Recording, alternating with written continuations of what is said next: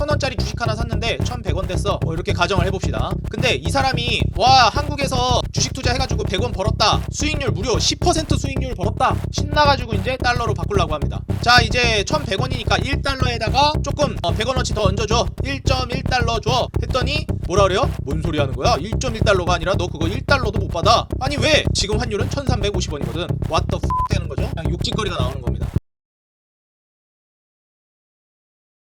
네, 반갑습니다. 주식장인 유튜브 구독자 여러분들, 주식장인입니다. 오늘 영상을 통해서는 급등하는 환율, 한국을 떠나는 돈이라는 주제로 좀 설명을 드려보려고 합니다. 제가 어제 영상을 통해서도 이제 잠깐 말씀을 드린 적이 있는데 제가 이제 거기에서 좀 포인트로 짚어드려야 되겠다라고 생각했던 부분 중에 못 짚어드린 부분이 있는데 바로 환율입니다. 그래서 오늘은 환율이 또 굉장히 중요하기도 하고 환율에 관해서 개략적으로 좀 설명을 드리면서 어떤 식으로 이제 우리나라에 영향을 미치게 될지 좀 설명을 드리도록 할게요. 현재 우리나라의 환율 같은 경우에 원달러 환율로 1354원 정도를 유지하고 있습니다. 뭐 물론 조금씩 바뀌기도 하겠지만 지금 현재 이 정도 수준에 머물러 있다라고 보시면 될 것 같아요. 최근 이제 1개월 단위로 봤을 때도 그렇고 계속해서 이제 환율이 올라가고 있는 모습을 확인하실 수가 있습니다. 물론 3개월 단위로도 그런데 이게 우리가 좀 여기서 환율적인 부분에서 고려해야 되는 부분들이 있어요. 환율이 이렇게 계속 올라가고 있잖아요. 한 달 단위로. 근데 이거를 조금 더 넓게 살펴보게 되자면은 3개월 단위로 봤을 때도 지금 신고가를 쓴 상황입니다. 그럼 1년 주기로 봤을 때는 어떨까? 1년 주기로 봤을 때는 작년 10월 초 정도가 1361원으로 환율이 최고치를 찍었을 텐데 지금 거의 전고점 근처까지 왔습니다. 한 6원에서 7원 정도만 환율이 올라가면은 전고점 돌파가 나오기 직전이에요. 3년 주기로 봤을 때는 이제 근 10년 내 가장 최고치를 찍었던 1445원 여기가 이제 최고치인데 여러분들 다들 아시다시피 이때는 이제 우리나라 증시도 최저점을 찍을 때였습니다.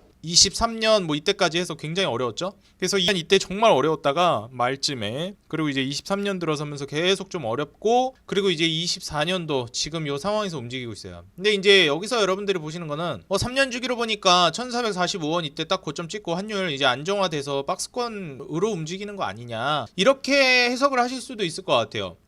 물론 이제 이 그림으로 봐서는 그렇습니다. 근데 이제 이 환율에 관해서 여러분들이 좀 주의 깊게 계속 봐 오셨던 분들이라면은 좀 어느 정도 아시겠지만 환율은요 원래 기본적으로 1350원 1200 얼마 요 사이에서 움직이던 환율이 우리나라 환율이 아닙니다. 원래 기본적으로 우리나라 환율은 1350 몇 원 요 정도가 아니라 기본적으로 이 10년 주기를 보셔도 일반적으로 1000원에서 1200원을 왔다 갔다 하는 게 일반적인 박스권 환율이었어요. 좀 1200원 올라갔다 이번에 좀 많이 올라갔다 이러는 게 환율의 추이였습니다. 이해가 되시죠? 안정적인 시기일 때는 일반적으로 1200원 초반으로 1200원을 좀 뚫고 올라가게 되면은 이것 좀 환율이 살짝 높은데 이랬어요. 그리고 1000원 초반 한 1100원 이러면은 나쁘지 않네. 환율 한 1000원 정도나 900원대 후반 정도 되면 환율 싸다, 요즘 환율 괜찮네 이렇게 얘기합니다. 근데 요새는 어떤가요? 거의 1300원, 1200원 되면 싸다라고 얘기하고 있어요. 1200원 환율? 싸네. 그리고 이제 1300원대는 사람들이 익숙해져가지고 벌써 관성이 생겨서 1300원? 1200원 후반?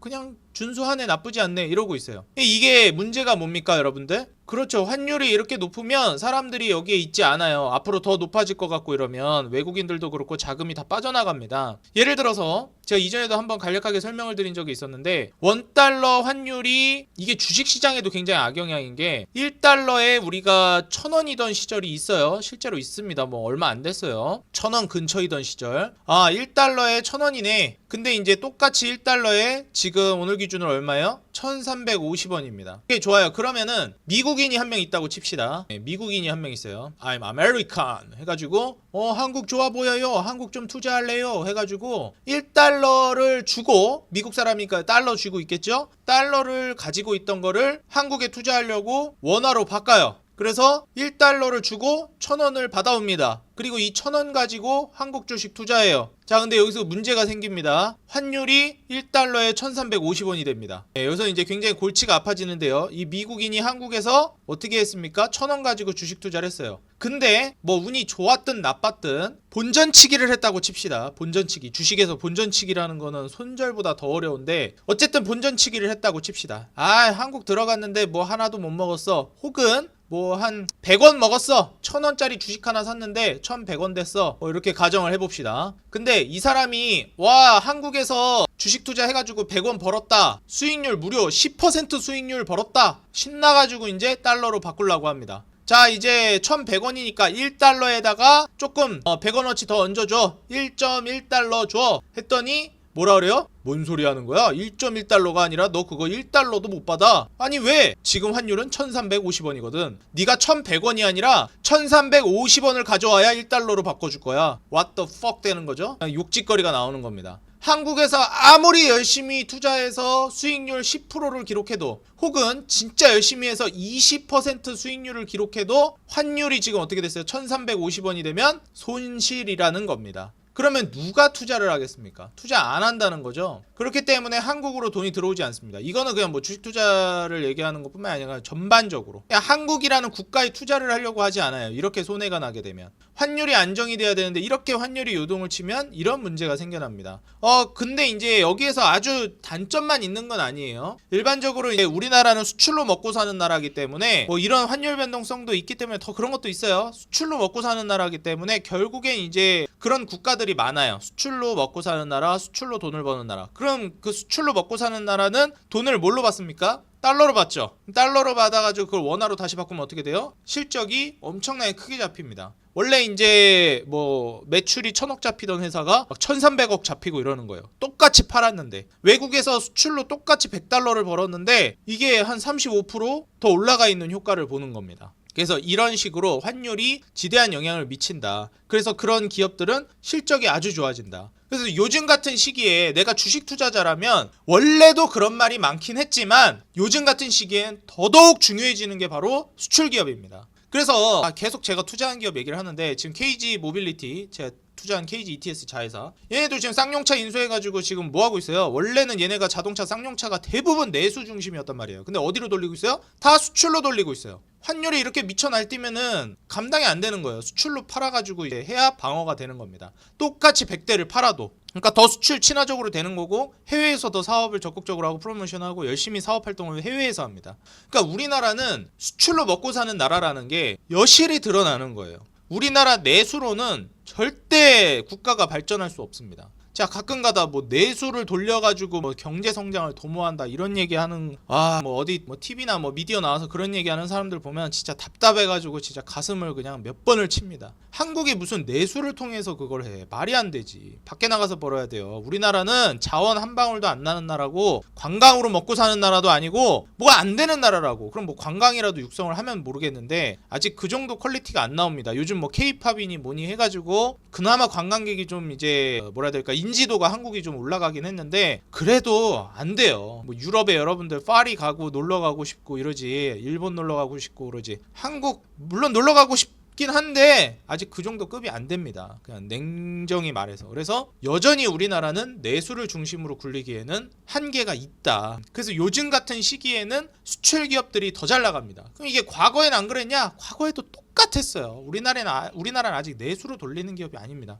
관광도 아니고 자원이 나지도 않고 뭐 인구가 많지도 않고 더 줄고 있죠 지금. 그리고 일반적으로 이제 경제학적으로 봤을 때 인구가 절대적인 인구 파이가 준다는 거는 국가가 점점 성장이 정체가 되고 어려워진다라는 걸 뜻해요. 이건 부정할 수가 없습니다. 당연한 사실이에요. 제가 봤을 때는 이대로 가다가는 언젠가의 시점부터는 단일 민족이 좀 깨지는 나라가 될 가능성이 높다. 한국 같은 경우에는 저는 개인적으로 그렇게 생각을 합니다. 단일 민족이 될 가능성이 굉장히 낮아진다라고 생각을 해요. 뭐 어찌됐건 다시 돌아와서 환율이 이렇게 올라가게 되면 그럼 외국인들이 자금을 뺍니다. 그러면은 여기에서 무슨 일이 벌어지냐면 이 증시 주변 자금 추이에서 이렇게 전 세계적으로 증시가 돈이 막 흘러들어가고 증시가 잘 갈 때 예탁금이 빠져나갑니다. 신용이랑. 이게 가려다가 못 가고 그래요. 환율 때문에. 왜냐면은 야 저기 한국에서 투자해가지고 돈 벌려면 모르긴 몰라도 최소 35%는 수익 내야 되는데 물론 여기서 환율이 1350원에서 35%가 더 오르진 않겠죠? 근데 환율 1000원 정도일 때 원달러 1달러에 1000원 하던 시절에 투자하려고 한국에 들어왔던 외국인은 뭐 미국인뿐만 아니라 뭐 달러라서 미국인이라고 예를 들었는데 외국인 입장에서 무슨 일인 거예요? 한 5년 전에 한국에 투자하려고 들어온 투자자가 있다라고 치면 5년 동안 35% 수익률 못 냈으면 본전치기도 못한 거예요. 그러니까 이런 일이 발생합니다. 그러다 보니까 한국에 5년 동안 투자해가지고 열심히 돈을 벌었더니 한 35% 수익이 났다. 다시 이제 돈을 환전하니까 본전치기인 거예요. 기가 막히죠? 5년 동안 35%면 뭐 엄청 만족스러운 건 아닐지 몰라도 나쁘지 않은 수익률이에요. 괜찮아요. 35%면은 나름 괜찮은 준수한 수익률입니다. 근데 본전치기가 되는 거예요. 그러니까 외국인들이 이런 걸 보면 어떻게 돼요? 학을 띄면서 투자 안 해라고 하면서 나가겠죠. 한국 시장에서. 그리고 제가 방금 보여드렸듯이 장기적으로도 어때요? 이게 지금 환율이 안정이 됐다라고 하면 이 정도 수준으로 떨어져야 되는데 안 떨어지잖아요. 이게 문제라는 거예요. 여전히 환율은 높은 상황이다. 그래서 제가 봤을 때는 저금리로 가고 유동성이 확보되고 주변국들로 돈이 이제 퍼져나가게 되면 다시 또 그런 일이 벌어질 것 같고 환율이 안정이 될 것 같긴 한데 아직까지는 아니라는 거예요. 현재로서는 외국인도 뿐만이 아니라 이제는 누구까지 한국을 탈출하고 있다? 뭐 한국 탈출 지능순이다 우스갯소리로 그런 사람들이 있는데 실제로 요새 무슨 말이 있냐면 내 몸은 이민을 못 가도 내 돈은 이민을 보내야 된다 이런 얘기가 있죠. 제가 얼마 전에 한국 주식이랑 미국 주식 중에 막 VS 대결 구도로 말씀드린 적이 있는데 이런 것 때문에도 지금 한국 주식에 투자 안 하고 미국으로 다 넘어가는 겁니다. 그리고 이제 주식 투자 인구가 늘어나면서 또 요즘 신세대들이 또 주식 투자에 젊은 세대들이 많이 진입을 하기 시작합니다. 이 젊은 세대들은 또 교육을 받은 세대잖아요. 저 같은 세대. 저희 어머니 아버지 세대는 지금 현재 자녀 세대들보다는 아무래도 교육을 좀 덜 받은 세대잖아요. 무조건 그런 건 아니지만 단정 지을 순 없지만 그렇잖아요. 실질적으로. 그렇기 때문에 이 부분을 우리가 이제 고려해 봤을 때 한국 주식이 답이 없다는 걸 안 거예요. 제도상으로도 한국 주식은 지금 굉장히 후진국 수준에 머물러 있고 그 다음에 이제 장기적으로 봤을 때도 전혀 도움이 안 된다. 미국 주식에 투자해야 된다 라고 하면서 다 떠나는 겁니다. 그래서 그러다 보니까 이제 한국 사람들마저 한국 주식을 안 하는 거예요. 심지어 그런 교육받은 세대이기 때문에 미국 주식에 어떻게 투자하는지도 잘 알아요. 우리 어르신분들은 그냥 한국 주식 그거 시작하는 것도 어떻게 하는지 잘 모르시는데 잘 몰라가지고 창구 가서 아직도 주문 넣는 분들이 계시는데 미국 주식을 어떻게 한다든지 이런 거 모르시는 분들 많단 말이에요. 그렇기 때문에 물론 가서 하면은 다 되긴 하는데 이런 게 굉장히 좀 발빠르다 신세대들은. 그러다 보니까 요즘 신세대들은 한국 주식 안 합니다. 진짜 안 해요. 제 주변 친구들도 물어보면 한국 주식 한다는 친구 거의 없습니다. 주식을 한다는 친구들도 많이는 없는데 이제 슬슬 시작하려는 친구들도 주식에 관해서 저한테 물어보는 친구들이 있어요. 요즘 주식시장 어떠냐 뭐 이러는데 아니에요. 그냥 미국 주식 한대요. 한국 주식 안 한다고. 진짜 없습니다. 딱 비율로 따졌을 때도 한국 주식 한다는 친구는 거의 없다. 대부분 미국 주식 투자한다. 이렇게 보시면 됩니다. 그래서 이런 부분들을 따졌을 때 자국민들도 자국에 투자를 안 하는데 뭐 외국인들을 오죽하겠습니까? 심지어 요즘 같은 환율에선 더 안 하죠. 그래서 근데 이제 반대급부로 보게 되면 환율이 고점을 찍었으니까 이제 떨어지지 않겠냐, 환율이 안정되지 않겠냐라는 건데 그럼 환율이 다시 떨어지려면 뭐가 필요할까요? 그렇죠. 경제 성장률이 뒷받침이 돼야 됩니다. 제가 지난번에도 그렇게 말씀을 많이 드렸던 물가보다 인플레이션이 높아야 되는데 경제 성장률이 지금 어떤 상황이에요? 1%대 경제 성장률을 보여주고 있단 말이에요. 세상에 지금 1%대. 이런 국가에 누가 투자합니까? 1%대 경제 성장률 국가에. 물론 반대급부로서 아까도 말씀드렸듯이 수출을 통해서 그런 기업들이 돈을 많이 벌어오면 이 성장률이 저점을 찍고 다시 튀어오르고 환율도 다시 안정이 되고 기업들 실적이 좋아지니까 이런 효과가 나타날 수는 있는데 현재 이 수치를 보고는 투자하려고 마음먹는 사람들이 거의 없다. 물론 이제 또 반대급부로 저가 매수를 원하는 사람들이라면 이럴 때 매수를 하는 게 저가 매수 찬스겠죠.